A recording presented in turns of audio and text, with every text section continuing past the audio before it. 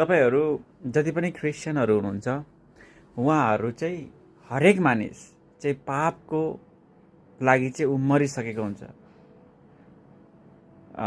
किनभने रोमी 6 को पदमा चाहिँ के लेखेको छ भने त्यहाँ ख्रिससँगै तिमीहरू गाडिएका छौ, ख्रिससँगै बौरी उठेका छ।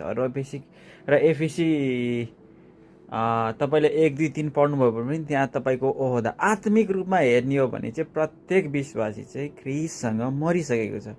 प्रभु येशूले जे गरिदिनु भयो त्यो हरेक क्रिस्चियनको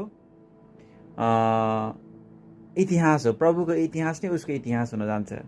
त्यसैले हरेक क्रिस्चियन नै ऊ पापको लागि मरिसकेको हुन्छ। अब ऊ पापको लागि मरिसकेको छ भने उसले पापलाई अब पापमा जिउँदैन, ऊ पापलाई घृणा गर्छ। उसको ओहदा अब ख्रिसमा छ, प्रभु येशू ख्रिसभित्र छ। के बुझ्नुभयो भनेर म विश्वास गर्छु र आशा गर्दछु। धन्यवाद।